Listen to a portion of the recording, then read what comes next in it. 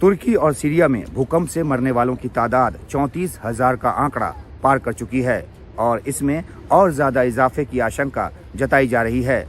30,000 से ज्यादा मौत तो अब तक अकेले तुर्की से रिपोर्ट हुई है और 4,000 से ज्यादा की मौत सीरिया से रिपोर्ट की गई है। यूएन के इमरजेंसी रिलीफ चीफ का कहना है कि आंकड़ा 56,000 के पार जा सकता है।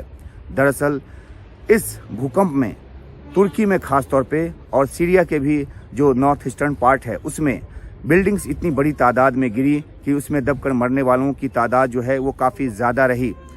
जो राष्ट्रपति तुर्की के हैं एर्दोआन, उन्होंने खुद माना है कि ये सदी की सबसे बड़ी आपदा है। हालांकि एर्दोआन की इस बात को लेकर आलोचना भी हो रही है कि समय रहते उन्होंने रिलीफ का काम जो है उस पर ध्यान नहीं दिया, आर्मी को जल्दी से जल्दी जो ज़मीन पर उतारना था वो नहीं उतारा। इस साल जून में तुर्की में चुनाव होना है और 2 दशक से यहाँ पे सत्ता संभालने वाले एर्दोआन का भविष्य जो है इस बात को लेकर खतरे में बताया जा रहा है, क्योंकि लोगों में बहुत ज़्यादा नाराज़गी है। कई इलाकों से लूटपाट की खबर आ रही है। जो मकान गिरे हैं, जो बिल्डिंगें ध्वस्त हुई हैं, वहाँ लूटपाट हो रही है। जो अंताकिया है वहाँ पर दुकानदारों ने अपनी दुकान नहीं खोली है, क्योंकि उनको लगता है कि जो लूटर्स हैं वो आके उनकी दुकान को लूट लेंगे। कुछ इलाकों में एड वर्कर्स के साथ अलग अलग ग्रुप के झड़प की भी खबर है और ये सब इसलिए है क्योंकि यहाँ पे पानी, पीने के पानी, खाने की चीज़ों की कमी है और जो लोग हैं वो हताश हो रहे हैं।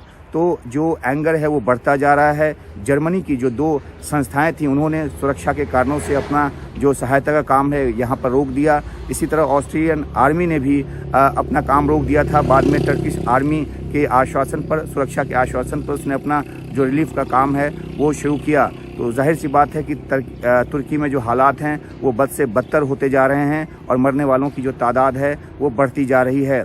एक अहम बात यह है कि जिस तरह से बिल्डिंग्स ध्वस्त हुई हैं यहाँ तुर्की में, उनके खिलाफ एक्शन जो है वो शुरू किया गया है। जो अब तक जानकारी आई है उसके मुताबिक 140 के करीब लोगों को हिरासत में लिया गया है, जो ज़्यादातर बिल्डर्स हैं और जिन्होंने जो नियम बने थे 1999 के भूकंप के बाद जिस तरह से कठोर नियम बनाए गए थे बिल्डिंग बनाने को लेकर, उसको धत्ता बताकर, उसको ताक पर रखकर जिन्होंने बिल्डिंग्स बनाई और जिन बिल्डिंग्स के गिरने की वजह से लोगों की मौत हुई, खास तौर पर उनको पहचान कर उनके खिलाफ कानूनी जो कार्रवाई है वो शुरू की जा रही है।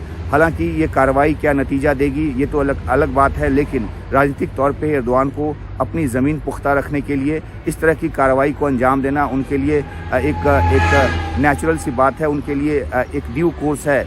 लेकिन सबसे बड़ा सवाल है कि जो लोग विक्टिम हैं यहाँ पे 13 मिलियन के आसपास लोग जो हैं इस भूकंप से प्रभावित हुए हैं और ऐसे में उन तक राहत कैसे पहुँचे। कई इलाकों में खाने की भारी कमी जो है रिपोर्ट की जा रही है। हालांकि दुनिया के कई देशों से मदद की सामग्री यहाँ पहुँच रही है, जिसमें भारत ने भी अपनी मदद की सामग्री जो है वो भेजी है। लेकिन इतने बड़े पैमाने पे इस भूकंप से लोग पीड़ित हुए हैं कि राहत की वो सामग्री जो है वो कम पड़ रही है।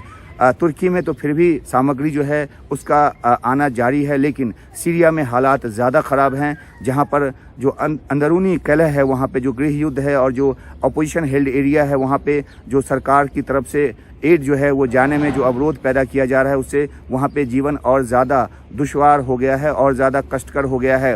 हालांकि जो HTS है उसने सरकारी मदद को आने देने से इनकार कर दिया है विद्रोहियों वाले इलाके में, क्योंकि उसका कहना है कि इसके ज़रिए जो वहाँ असद की सरकार है वो अपनी पैठ बनाना चाहती है और इसका एक फ़ायदा लेना चाहती है। तो इस तरह के कॉम्प्लिकेशन जो हैं वो अंदरूनी तौर पर हैं और सुरक्षा के हालात तो वहाँ पे अलग हैं ही।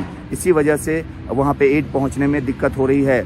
जो यूएन के इमरजेंसी रिलीफ हेड हैं उन्होंने ये कहा है कि हमने बहुत ही एक सीरिया के लोगों के साथ जो है वो एक नाइंसाफ़ी हो रही है, उन तक एड नहीं पहुंच पा रहा है। दुनिया की कोशिशों के बावजूद जो है वो अंदरूनी जो जटिलता है उसकी वजह से भी विद्रोहियों के इलाके में एड को पहुंचने में दिक्कत हो रही है और वहाँ सबसे ज़्यादा तबाही हुई है।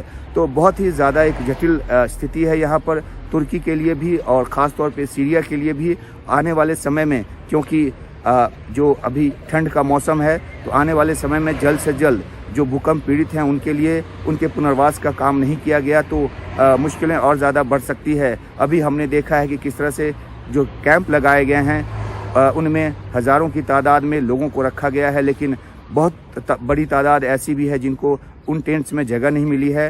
अलग अलग देशों से रिलीफ मटेरियल आ रहा है, टेंट्स भी आ रहे हैं, लेकिन एक बड़ा सवाल यह है कि आखिरकार जितनी बड़ी आबादी इसकी जद में आई है उन सब तक जो मदद है वो कब तक पहुंचेगी। और फौरी मदद की बात तो अलग है, बड़ी बात ये भी है कि अब इनकी पटरी इनका जो जीवन है वो पटरी पे कैसे लौटेगी।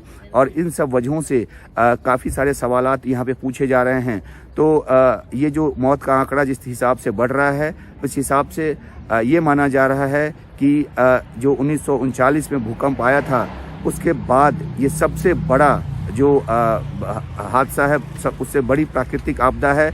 और इसलिए अब तुर्की और सीरिया को ज़्यादा से ज़्यादा मदद की ज़रूरत है दुनिया के देशों से, अलग अलग देशों से। और सारी निगाह इस बात को लेकर है कि किस तरीके से यहाँ पर लोगों की ज़िंदगी को संवारने के लिए काम किया जाता है।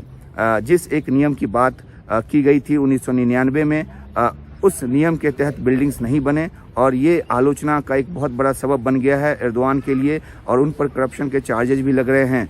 तो सत्ता में जो पार्टी है और जो अपोजिशन की पार्टी है उनके बीच राजनीतिक आरोप प्रत्यारोप चलता रहेगा। लेकिन यहाँ ज़मीन पे सबसे बड़ी ज़रूरत राहत पहुँचने की है, उन लाखों लोगों के पास राहत पहुँचने की है जिन्होंने इस भूकंप में अपने परिजनों को तो खोया ही, अपना घर बार सब कुछ गंवा दिया है और वो अब सड़क पर हैं, फुटपाथ पर सो रहे हैं।